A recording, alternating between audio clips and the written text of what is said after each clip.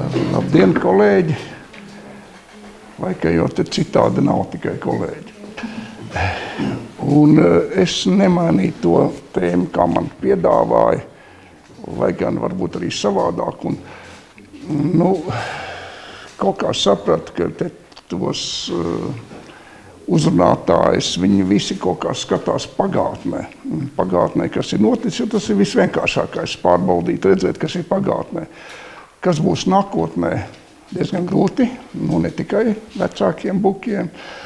Un šeit es saprotu, ka nav jau nozīmes stāstīt tos faktus, kādi ir zināmi. Un tā man drīzāk, es arī domāju, kā te man savās 10 minūtēs iekļauties.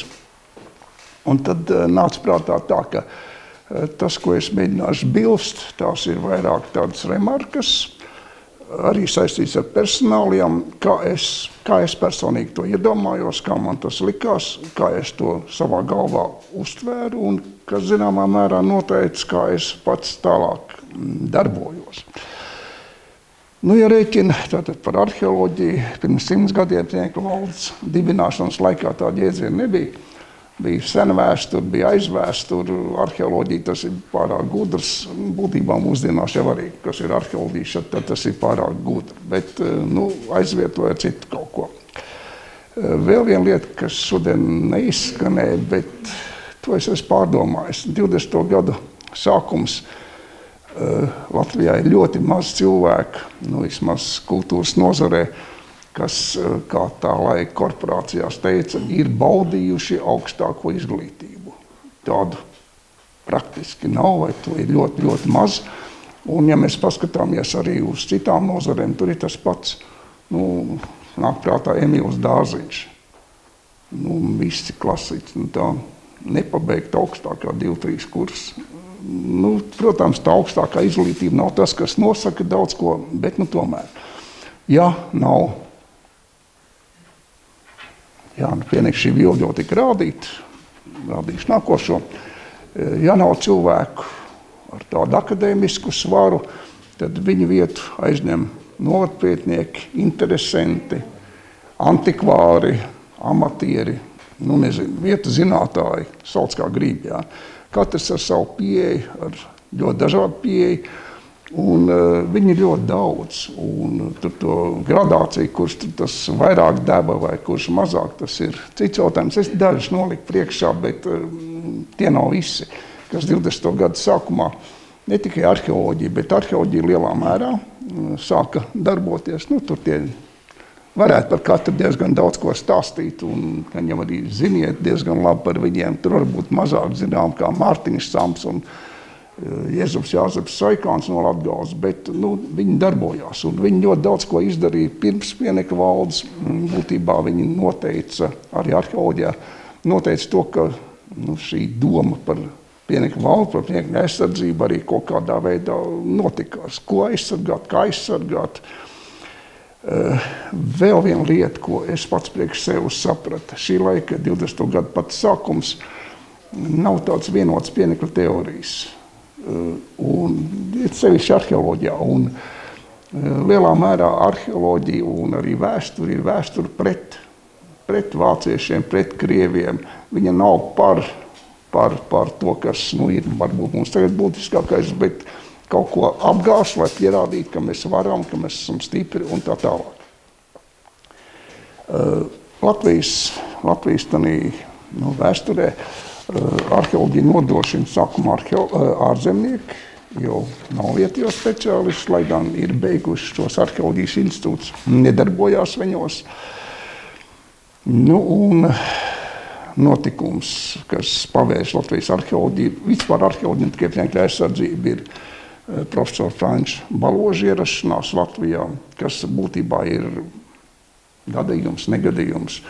Kā tagad saka, cik tur var saprast, ka viņš no Samāras pārbrauc uz Latviju, aizbeidz uz Latviju, tāpēc, ka citam piešķīra uzvalka drēbi, viņam nepiešķīra. Viņš apvainojās un aizbrauc projām, bet Latvija no tā tikai ieguva. Bet viņš arī ir zelta ordes arheoloģijas dibinātājs, viņš ir eģiptoloģijas doktors, tā ka tādas lietas arī. Bet Latvijai tas vērtīgs iegūms.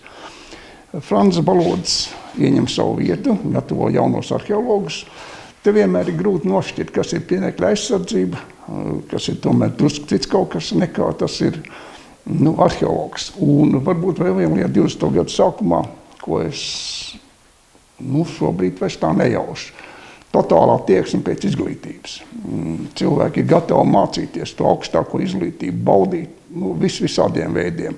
Un tās atmiņas, kas ir ļoti interesants. Šajā sakarībā fakts, kas nav oficiāls, bet laikam, tad, kad Karalaučos piešķir 2 stipendijas Latvijas arheologiem, jauniem speciālistiem iegūt specialitāti, kas notiekās uz 2 stipendijām, aizbrauc 3 neoficiāli. 2 stipendijas sadala 3 daļās. Jā. Tātad no Latvijas viedokļa Rauls Šnora, Feliks Jakobsons, Edvards Šturms iegūst arheologu specializāciju. Varēja būt tikai 2. Vai tagad mēs tā darītu kāds? 2 stipendijas un 3 braucējus. Tad, nezinu, liekas, ka nē. Bet lai būtu, jā. Būtībā pienekļu speciālisti ļoti maz, arī arheologi ļoti maz. Un tagad diezgan grūti iedomāties, ka arheoloģijas pienekļu tādā aizsardzībā īstenībā strādā pat uz vienas rokas dažiem pirkstiem saskaitām cilvēku skaits. Ļoti mazs, jā. Bet viņi laikam izdara ļoti daudz ko.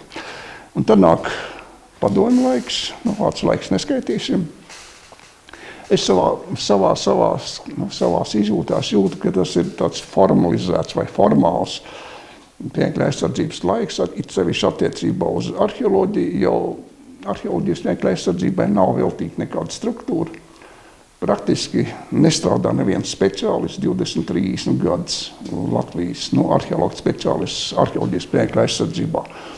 Ja gribat vēsturisku faktu, es laikam esmu pirmais ar arheologu specialitāti, kas 75. gadā sāk strādāt. Tas nenozīmē, ka cilvēki nedarbojās šajā virzienā, bet speciāli nē.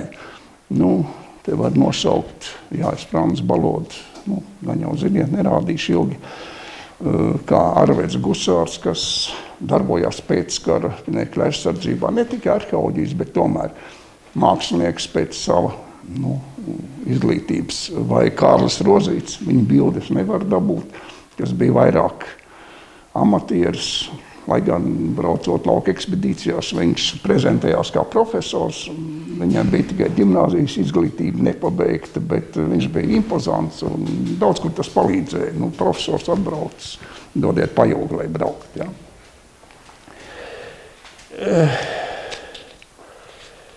Arheoloģija padomju laikā bija marģināla. Viņi nebija traucējoši, ļoti traucējoši. Tāpēc arī viņi tā īpaši nekur nebīdīja, bet izvirzās priekšā cits kaut kas, ne tik daudz pienekļa aizsardzība, kā pienekļa izpēti, ļoti plaši arheoloģiski izrakumi, kas ir cits kaut kas. Es atceros pats no savas pieredzes. Partijas komitejā rajonā vajag izskatīt jauno pienekļu sarakstu. Tātad 4 grupas - arheoloģija, māksla, arhitektūra, vēsture. Tie partijas darbinieki. Pirmais ir arheoloģija. Tā ir kad minūte, neviens nekā nesaprot labi. Otrais ir māksla. Tur ir apmēram līdzīgi, ka neviens nekā nesaprot. Tad arhitektūra, tad drusciņi tā kā atlaižās cilvēki, bet tur tas galvenais uzsvars, bet tur taču viss ir sabrucis, tur nekādas aizsardzības. Un tad tiek līdz vēstures pienekļiem, tad runā un kas tikai nenotiekās. Tā kā arheoloģija kaut kāda marģināla. Bet pamazām arī arheoloģijas pienekļa aizsardzība iegūst vai savu vietu pienekļa aizsardzības sistēmā. Vai tā ir liela, nezinu. Bet visādā ziņā uzskats, ka norakt Pilskalnu nav labi, viņš tomēr dominē, jā, lai gan norok arī. Jā. Ko? Jā, es te kādreiz jokoju, bija padomju jaunatne avīzīte un avīze, un tur bija kaut kur 90. beigās bija rubrika ziņas no Ziepīšu kalna. Un tad tur bija tāds viens teiciens, slavenajā Ziepīšu kalnā uzsākti plaši izrakuma darbi. iegūt jau pirmie 100 kubikmetru grants. Nu, tā jau bija, jā. Tā. Nu, un tagad mēs nākam jau uz to mūsdienu laiku, nosacīto. Tad atjaunotās Latvijas laikā sniegta aizsardzība, arī arheoloģijas sniegta aizsardzība ir ļoti daudz strādājošo. Es teicu, Latvijas laikā tie ir 1, 2, 3 varbūt, jā. Tagad, varbūt ir 2 reizes tik daudz tādu, kas strādā, bet tomēr. Bet kas ir gan noteikti palielinājis, tas ir papīra daudzums, un jā, tie vienmēr ir bijuši. Ja tagad saka arheologu darbs sniegta aizsardzībā, lielākoties tas ir papīra darbs. Ja pastāst padomu laiks, to ministrijas arhīvu par arheoloģijas sniegta aizsardzību, gadā bija 1 izējošais raksts, bija gadi, kad nebija vispār. Tagad kolēģi zina, cik gadā iznāk arheoloģiskās saistībā ar arheoloģiju izējošo rakstu. Tā ka manā prātā tas ir strupceļš, bet tas ir tikai mana pārdoma. Kā no viņa tikt vaļā, es nezinu, jo dibināt jaunu komiteju strupceļu apkarošanai arī droši vien kas nav. Un jau nākot uz beigām laika, es tāpat pārsniedzu par kādu minūti. Tāda paradigma, ko es pats priekš sevis esmu mēģinājis saprast, ka 19. gadsimta beigas, 20. gadsimta pirmā puse ir artefaktuāla arheoloģija, senlieta arheoloģija, tad 20. gadsimta otrā puse, 21. gadsimta pats sākums, tā ir vieta arheoloģija, pilskalna senvieta. Un mēs esam pašlaik iekšā 3. paradigmā, ainavas arheoloģija, teritorijas arheoloģija, kaut kas tāds. Un vēl viena lieta no tādām personīgām.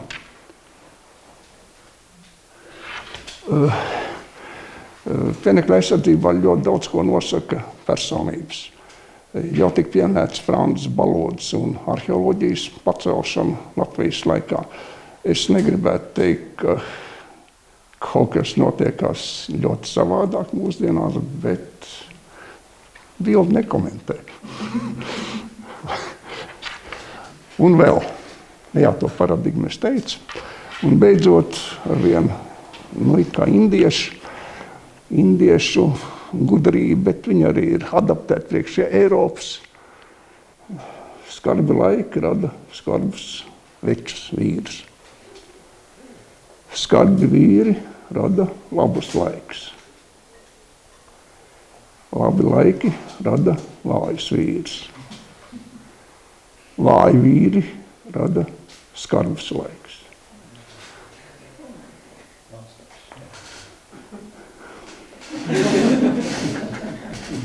Es nezinu.